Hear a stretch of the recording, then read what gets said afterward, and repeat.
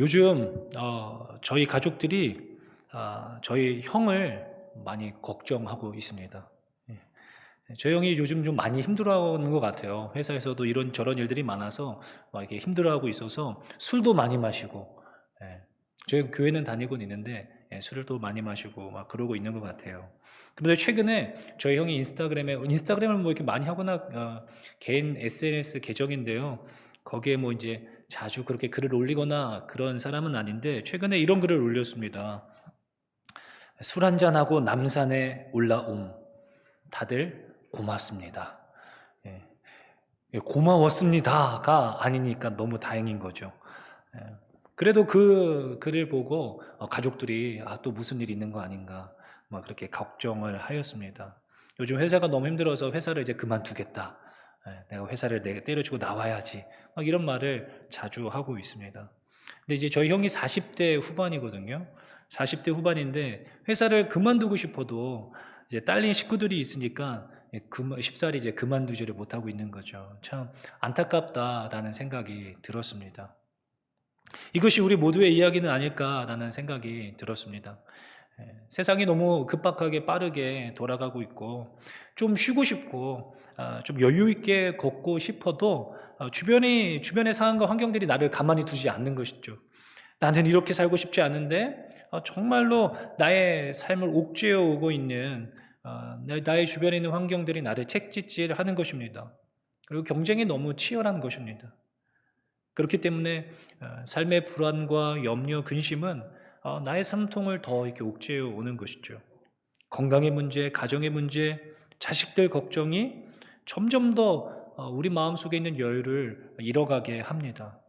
여유 있게 커피 한 잔 마시고 싶어도 충분히 그 시간을 즐길 수 있을 만한 여유가 우리 마음속에 없는 것입니다. 걱정이 너무 많으니까요. 몇 번이고 마음을 다잡아보고 너무 걱정하지 말아야지, 염려하지 말아야지라고 하다가도 불쑥불쑥 금세 또 삶에 대한 불안과 염려가 나를 분주하게 만들어 버리는 것입니다. 그래서 어떤 목사님이 설교 시간에 이런 말씀을 하셨던 것이 기억이 났습니다. 자신이 너무 괴롭고 힘들어서 설교 시간에 이런 말씀하셨는데 자신이 너무 괴롭고 힘들어서 자살을 생각했던 적이 있다는 것입니다. 목사님이.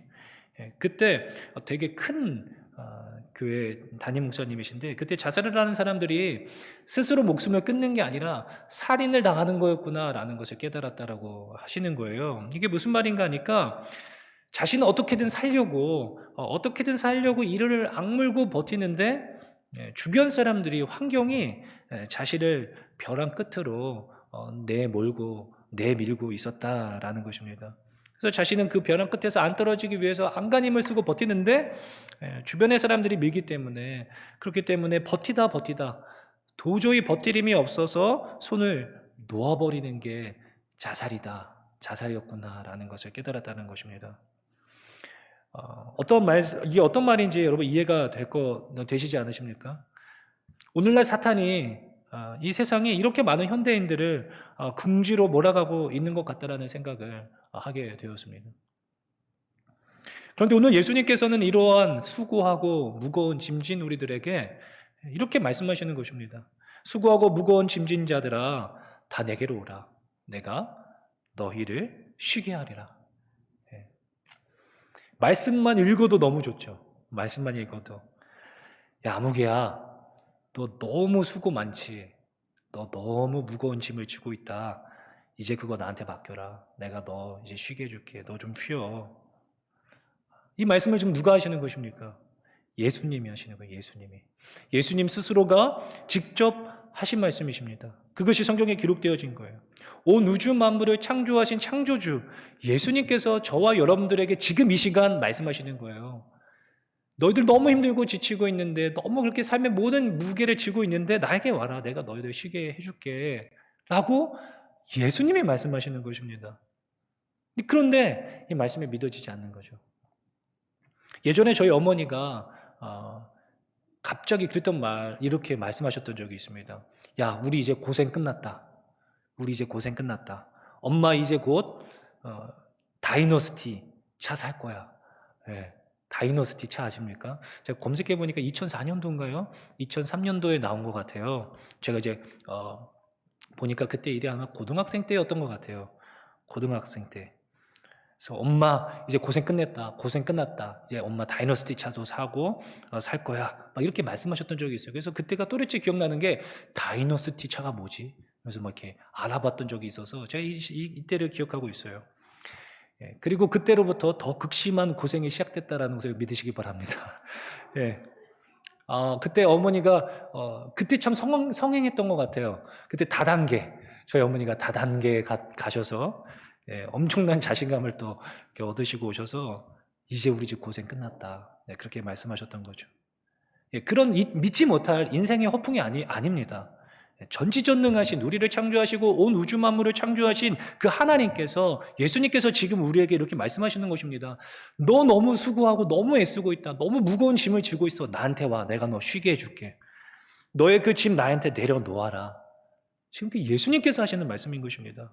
여기 그 주님께 나아가서 우리의 그 모든 짐을 내려놓고 쉼을 누리고 싶지 않은 사람이 어디 있습니까? 그런데 문제는 예수님께서 그렇게 아무리 말씀하셔도 우리는 여전히 너무 힘들고 불안하고 염려가 떠나지 않는다는 것입니다. 쉼을 누리고 있지 못합니다. 참 이상하죠. 신앙생활을 그렇게 오래 했는데 여전히 삶에 대하여서 비관적이고 자신에 대해서 자신이 없고 원망이 가득합니다. 행복하지가 않아요. 하나님은 나만 안 사랑하시는 것 같습니다. 내 기도만 들어주지 않으시는 것 같아요. 이런 분들이 꽤 많지 않으십니까? 기도도 열심히 하고 예배도 빠지지 않고 열심히 예배하고 있는데 그런데 늘 수심이 가득한 것입니다. 그렇다면 예수님이 거짓말하신 걸까요? 예수님도 도저히 감당하지 못할 무거운 짐이라는 것이 있어서 예수님이 그 짐을 해결해 주지 못하고 있는 것입니까? 간단하게 한마디로 말을 하자면 이 말을 믿지 못하기 때문인 것입니다. 이 말을. 그 짐을 내려놓으면 되는데 믿지 못함으로 그 짐을 하나님께 내려놓지 못하는 거죠. 정확히는 예수님을 믿지 못하는 것입니다. 말씀을 배워 알고 있다 뿐이지 예수님을 믿지 못하고 믿음 없는 신앙생활을 하고 있는 것이죠. 보십시오. 예수님께서 마태복음 15장에, 마태복음을 전체적으로 좀 살펴보려고 하는데요. 마태복음 15장에 이렇게 말씀하셨습니다. 15장 8절에 이 백성이 입술로는 나를 공경하되 마음은 내게서 멀도다. 마태복음 15장 8절 말씀이에요. 입술로는 나를 공경하지만 마음은 내게서 멀다는 것입니다. 이것을 하나님을 찬양하고 예배도 열심을 내고 있지만 마음은 전혀 다른 곳에 있다는 것입니다. 이것은 예수님께서 이사야에 기록된 말씀을 인용하신 것인데 이사야서 29장 13절에 그 말은 더 정확하게 어떻게 기록되어져 있냐면 주께서 이르시되 이 백성이 입술로는 나를 가까이하며 입술로는 나를 공경하나 그들의 마음은 내게서 멀리 떠났나니 그들이 나를 경외함은 사람의 계명으로 가르침을 받았을 뿐이라. 너희들이 나를 공경하는 것은 사람의 계명으로 가르침을 받았을 뿐이다. 하나님의 말씀으로 그 말씀을 받은 것이 아니라 사람의 가르침으로 받아서 배운 대로 행하는 것입니다. 그렇게 들어 배웠기 때문에 그렇게 신앙생활을 하긴 하지만 예수님을 따라다니기는 하지만 마음은 딴 데 있는 것입니다. 성경은 이를 간음하였다라고 말하죠. 우리가 그렇다라는 것입니다. 예수님께 나아왔지만 마음은 딴 데 있어요. 예수님을 믿어서가 아니라 다른 마음을 품고 그렇게 배웠기 때문에 그래야 복을 받을 수 있고 그래야 벌 받지 않는다라고 배웠기 때문에 그렇게 예수님을 따라다닌다라면 이런 현상이 벌어진다라는 것입니다. 복음의 능력이 내게 능력되지 못하는 삶. 오늘 본문 말씀 전 문맥에 보니까 오늘 본문 읽은 말씀은 28절서부터 30절까지 읽었지만 그 앞에 보면 전 문맥에 보니까 예수님께서 계속하셨던 말씀이 이것입니다. 지금 이 이야기를 계속하시고 계시는 거예요. 아무리 이야기해도 듣지 않아요. 반응하지 않습니다. 몸은 여기 와 있지만 마음은 전혀 다른 데 가서 예수님 앞으로 나오질 않는 것입니다. 마태복음 11장 우리 16절 17절 말씀인데요. 성경이 다 있으시니까 한번 함께 읽어보셨으면 좋겠어요. 16절 17절입니다. 함께 있습니다. 시작. 이 세대를 무엇으로 비유할까? 비유하건대 아이들이 장터에 앉아 제 동물을 불러 이르되 우리가 너희를 향하여 피리를 불어도 너희가 춤추지 않고 우리가 슬피 울어도 너희가 가슴을 치지 아니하였담과 같도다. 이렇게 저렇게 복음을 들려주어도 수용하지 않는 것입니다. 피리를 불고 울어도 반응하지 않는 거예요. 믿지 않습니다. 반응하지 않아요. 그리고 이어서 이렇게 계속 말씀을 이어갑니다. 그 이후에 수많은 권능을 베풀고 이적을 베풀고 은혜를 경험하고 체험하였지만 여전히 반응하지 못하는 도시, 회개하고 돌이키고 주님을 영접하지 않는 도시를 향하여서 하나님께서 책망하시는 것입니다. 20절, 21절 말씀인데요. 예수께서 권능을 가장 많이 행하신 고을들이 회개하지 아니하므로 그때에 책망하시되 화 있을진저 고라시나 화 있을진저 벳세다야 너희에게 행한 모든 권능을 두로와 시돈에서 행하였더라면 그들이 벌써 베옷을 입고 제에 앉아 회개하였으리라. 고라신과 벳세다 지명 이름인데요. 두로와 시돈보다 못하다라는 것입니다. 두로와 시돈과 비교를 하고 있는데 여러분 두로와 시돈은요 교만의 상징인 도시입니다. 특별히 이 시돈이라고 하는 것은 페니키아 지역에 있는 이 도시인데 이곳이 어디냐면 바로 이세벨의 고향입니다. 이세벨의 고향. 바알과 아세랑의 본고장. 거기로부터 우상신들, 이방신들이 다 들어온 것 아니겠습니까? 그 지역보다 못하다라는 것입니다. 하나님이 그 수많은 이적과 역사를 베풀어 주었는데 그것보다 못하는 거죠. 그리고 이어서 23절, 24절에 가버나움아 너가 하늘에까지 높아지겠느냐? 음부에까지 낮아지라. 너가 행한 모든 권능을 내게 행한 모든 권능을 소돔에서 행하였더라면 그 성이 오늘까지 있었으리라. 내가 너희에게 이르노니 심판날에 소돔 땅에 너보다 견디기 쉬우리라 하시니라. 여러분 가버나움은 어디입니까? 가버나움. 예수님이 베들레헴에서 태어나서 나사렛에서 생활하셨지만 사역을 제일 많이 하시고 오래 머무셨던 곳이 가버나움입니다. 특별히 가버나움에서 오병이어 사건도 이 가버나움에서 일어났던 것이거든요. 그런데 그 가버나움이 회개하고 돌이키지 않고 예수님을 영접하지 않았다는 것입니다. 그러니까 소돔보다 못하다는 거예요. 소돔은 쾌락과 음란의 도시 아니겠습니까? 그 도시보다도 못한 지역이 되어버렸어요. 그 수많은 이적과 축복을 경험하였지만 수많은 무리들이 예수님을 따라다녔습니다. 그 지역에서 가버나움에서 예수님을 얼마나 많은 사람들이 쫓아다녔습니까? 그런데 문제는 마음 없이 예수님을 따라다닌 거죠. 그리고 그 중심을 아시고 예수님께서 그들 향하여서 예수님께서 뭐라고 말씀하셨는지 여러분 기억나십니까? 예수께서 대답하여 이르시되 내가 진실로 너희에게 이르노니 너희가 나를 찾는 것은 표적을 본 까닭이 아니요 떡을 먹고 배부른 까닭이로다. 떡을 먹고 배불러서 너희들 나 쫓아다니는 거지. 가버나움에서 따라다니던 무리에게 하신 말씀입니다. 정확한 진단이죠.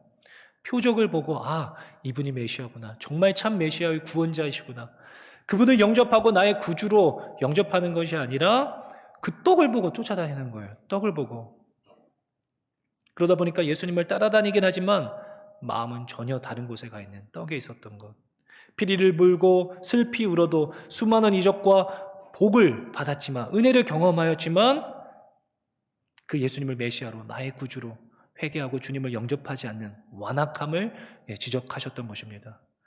그런 자들은 아무리 표적을 보고 쫓아지 않아도 쉼을 누리지 못하는 것입니다. 주님 안에서 쉼을 누리지 못하는 것이죠. 복음의 능력이 내게 능력이 되지 못하는 것입니다.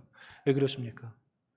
주님을 내 인생의 구주로 주인으로 왕으로 영접하지 않았기 때문인 것입니다. 마태복음 9장 36절에 예수님께서 그 무리를 보시고 이렇게 말씀하셨습니다. 무리를 보시고 불쌍히 여기시니 이는 그들이 목자 없는 양과 같이 고생하며 기진함이라. 목자 없는 양같이 고생하고 기진하였다는 것입니다. 너무 고생하고 기진했어요. 지쳤어요. 왜 그런가? 목자 없는 양처럼. 목자가 없는 것입니다. 목자가 없는 게 아닌데 목자가 없는 것처럼 고생하고 기진하고 있는 것입니다. 왕이 없는 게 아닌데 왕이 없는 것처럼 두려워하고 있는 것입니다. 부모가 없는 게 아닌데 부모가 없는 고아와 같이 염려하고 있는 것입니다. 이런 우리를 향하여서 주님이 오늘 우리에게 말씀하시는 것입니다. 그게 아니라 너희들 왜 그렇게 수고하고 짐을 지고 애쓰고 있냐? 나한테 와라, 나한테. 내가 너를 쉬게 해줄 거야. 설교를 준비하면서 저한테도 질문해 보았습니다. 나는 주님 안에서 쉼을 누리고 있는가? 그런데 쉼을 누리지 못하고 있는 거죠. 이 설교 한 편을 준비하는데도 부담이 돼요. 부담이 되고 엄청 이렇게 힘이 들어갑니다. 자연스럽게 삶이 설교되고 설교가 삶이 되고 그래야 하는 건데 힘이 들어가요. 왜 그럴까? 내가 왜 이렇게 힘을 주게 되는 것일까? 생각해 보았습니다. 그러다 보니까 이 설교에 대한 결과를 내가 책임지려고 하고 있구나. 사람들이 어떻게 생각할지, 또 이 저녁에 정말 많은 사람들이 은혜 받았으면 좋겠는데 그런 생각을 하고 있는 거죠. 그냥 도구로가 아니라 마치 내가 이 말씀의 주인인 것처럼 행세하고 있었던 것을 깨달아 알았습니다. 그러니까 이 설교를 안 쓰고 싶어지더라고요. 그냥 올라가서 설교를 주님만 의지합니다 이렇게 해야 되나? 이런 생각도 해봤습니다. 나는 도구이니까.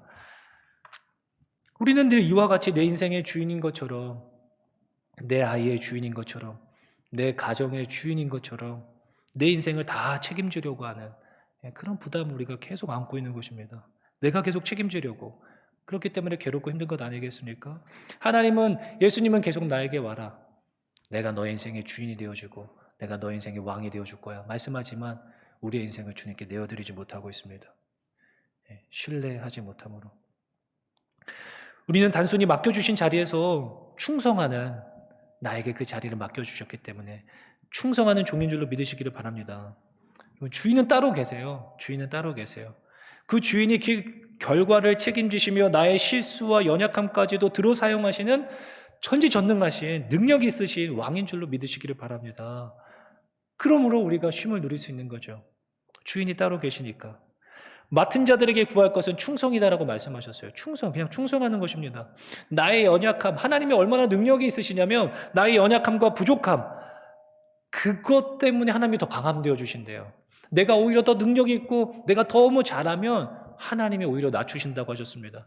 근데 너무나 연약하고 부족함, 헛전투성인 그 인생을 하나님이 들어 사용하심으로 있는 자들, 더 능력 있는 자들을 부끄럽게 하신다고 말씀하셨어요. 그래서 사도 바울은 죄송합니다만 사도 바울은 뻔뻔스럽게도 그렇기 때문에 나는 나의 연약함을 오히려 자랑한다라고 이야기해요. 난 원래 이거 못해. 난 이거 못하는 거 맞아. 나 이런 부족함이 있지. 그러나 그걸 통해 하나님이 더 일하실 테니까 나의 그 부족함까지도 하나님이 책임져 주시고 하나님께서 다 커버해 주시고 일이 되게 하시고 하나님의 일을 이루어 가실 테니까 나의 자녀, 내가 잘 못 키우고 부족함이 있고 나의 가정에 대해서 여전히 문제가 많지만 하나님이 인생의 이 가정의 이 아이의 주인이시기 때문에 하나님이 이루어 가실 테니까 나의 부족함 때문에 하나님의 뜻이 이루어지지 않을 테니까 우리는 쉼을 누릴 수 있게 되는 것입니다. 하나님께 맡겨드리는 거죠. 사랑하는 성도 여러분, 나의 약함과 어리석음, 부족함 때문에 너무 괴로워할 필요가 없습니다. 우리의 주인이 따로 계세요. 나를 다스리시고 인도해 가시는 실수가 없으신 완전하신 왕이 우리의 하나님이심을 여러분 믿으시기를 바랍니다. 그분이 나의 부족함을 다 채우고도 남는 능력으로 오히려 더 높이 나를 쓰시겠다고 말씀하시는 것입니다.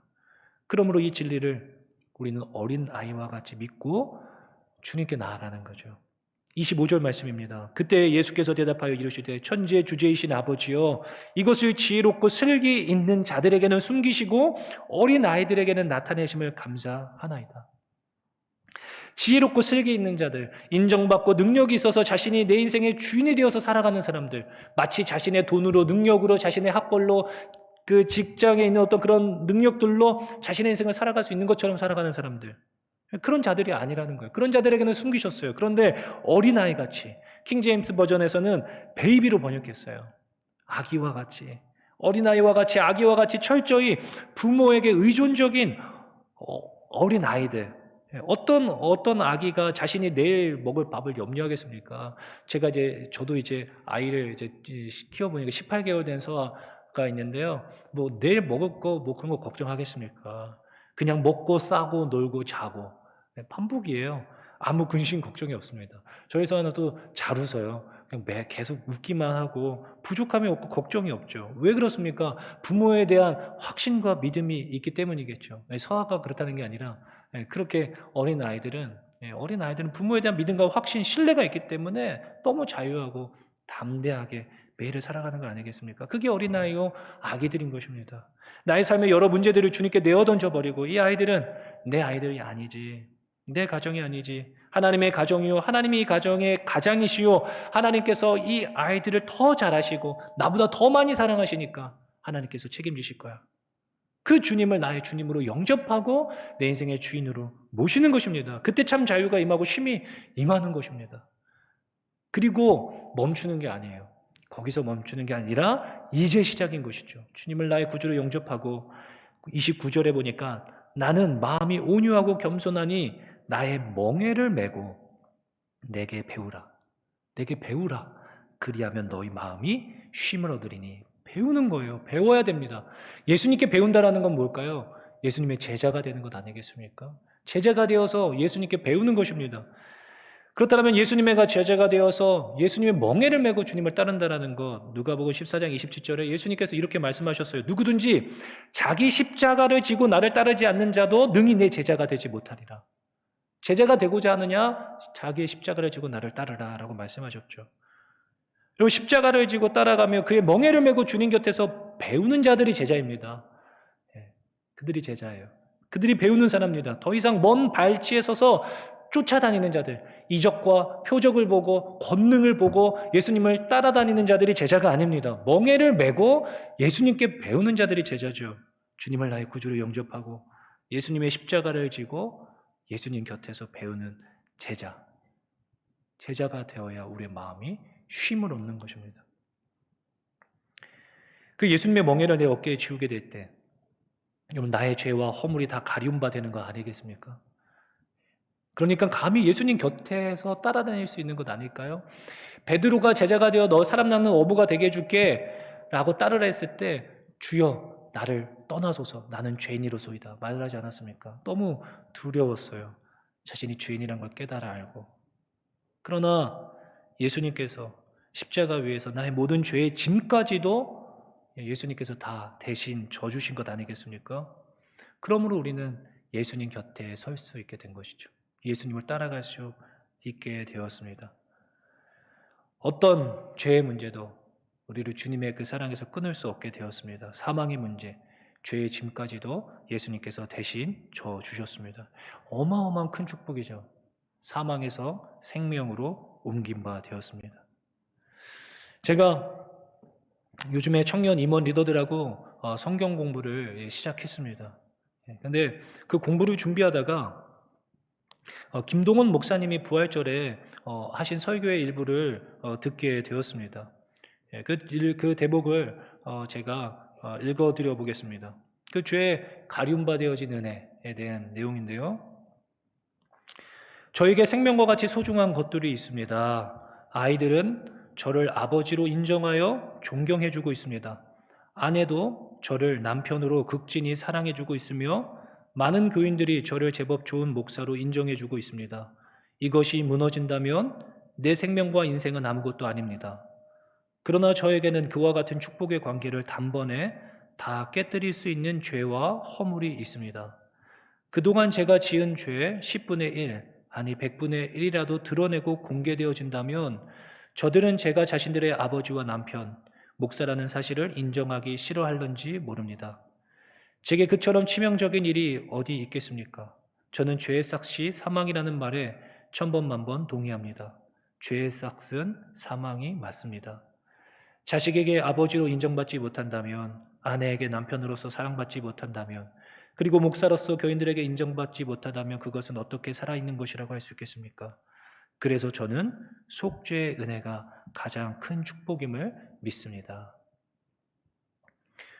우리의 죄와 허물을 주님께서 기억하지 않고 그 죄 너 없어 내가 그 값 다 지불하였다 라고 말씀해 주셨기 때문에 제가 여러분 이 자리 앞에 서서 설교할 수 있는 것 아니겠습니까? 제가 저희 아내의 한 남편으로서 또 저희 아이의 아버지로서 그렇게 살아갈 수 있는 것 아니겠습니까? 우리 모두도 마찬가지로 이 자리에 앉아 하나님을 찬양하고 예배할 수 있는 것 아니겠습니까? 우리는 그 멍에 그 십자가를 질 수 있게 되어진 것입니다. 그 곁에서 예수님의 제자가 되어 따라갈 수 있는 자녀가 된 것입니다. 이제 우리가 할 것은 그 아버지를 영접하고 내 삶의 중심에 그분을 주인으로 모시는 것입니다. 그리고 베드로전서 2장 2절에서 3절에서 이렇게 말씀하십니다. 갓난 아기들 같이 순전하고 신령한 젖을 사모하라. 이는 그로 말미암아 너희로 구원에 이르도록 자라게 하려 함이라. 너희가 주의 인자하심을 맛보았으면 그리하라. 아멘. 갓난아기들 같이 순전하고 신령한 젖을 사모하는 것입니다. 어린아이가 되어서. 베드로전서 5장 7절에 또 이렇게 말씀하세요. 너희 염려를 다 주께 맡기라. 이는 그가 너희를 돌보심이라. 돌보아 주시는 분 하나님. 그가 우리를 돌보고 계시기 때문에 염려를 주님께 맡길 수 있는 것이죠. 여러분, 주님께서 이 시간 이 말씀을 저와 여러분들에게 하시고 계시는 것입니다. 여러분 이 말씀을 믿으십니까? 그렇다면 이제 우리는 쉴 수 있는 것입니다. 이제 쉴 수 있죠. 그 인생의 짐은 우리의 것이 아닙니다. 우리의 짐을 대신 지시는 그 주님 앞에 우리가 해야 할 것은 그 주의 인자하심을 맛보았다라면, 그의 이적과 표적, 그의 권능을 경험하였다라면 이제 그 떡 앞에서 머무는 신앙생활이 아니라 갓난아기와 같이 순전하고 신령한 젖을 사모하는 것, 오직 우리에게 그 순전하고 신령한 젖을 먹이실 수 있는 아버지께 어린아이가 되어서 주님 앞에 나아가는 것입니다. 다윗은요, 수많은 전쟁과 살해 위협 속에서 살았던 인생이었습니다. 얼마나 두려웠겠어요? 얼마나 많은 전쟁을 치르며 생명의 위협을 경험하였겠습니까? 그러나 그러한 불안과 염려, 공포를 모두 주님께 내어던지고 하나님의 어린아이가 되어 아버지 품에 안기어서 이렇게 고백하였습니다. 참 제가 좋아하는 말씀 구절인데요. 시편 131편 말씀입니다. 여호와여, 내 마음이 교만하지 아니하고 내 눈이 오만하지 아니하오며 내가 큰 일과 감당하지 못할 놀라운 일을 하려고 힘쓰지 아니하나이다. 실로 내가 내 영혼으로 고요하고 평온하게 하기를 젖된 아기가 그의 어머니 품에 있음 같게 하였나니 내 영혼이 젖된 아이와 같도다. 이스라엘아, 지금부터 영원까지 여호와를 바랄지어다. 아멘. 영원까지 여호와를 바랄지어다. 이 말을 어떻게 다윗이 했을까? 어떤 마음으로 했을까? 젖된 아이와 같이 방금 엄마의 젖으로부터 충분한 그 우유를 먹고 배가 불러서 이렇게 품에 안겨 있는 아이를 여러분 보셨습니까? 부족함이 없는 거죠. 너무 이렇게 아이는 젖을 빨다 또 잠이 들잖아요. 고요하고 평온한 상태, 젖된 아이와 같이. 그러면서 다윗이 말하는 거, 야, 너네 진짜로 영원까지, 지금부터 영원까지 여호와를 바랄지어다. 정말 좋은 분이야. 정말 좋은 분이야. 라고 이야기하고 있는 것 같다는 생각이 들었습니다. 저희와 여러분들도 이렇게 고백할 수 있었으면 좋겠어요. 주님 품에 안겨서 쉼을 누리며 내들아, 내 친구들에게 너희들도 정말 영원까지 여호와를 바랄지어다. 너무 좋은 분이야. 이렇게 주님 안에서 쉼을 누리며 자랑하고 고백할 수 있는 저와 여러분들 되실 수 있기를 예수님의 이름으로 축원합니다.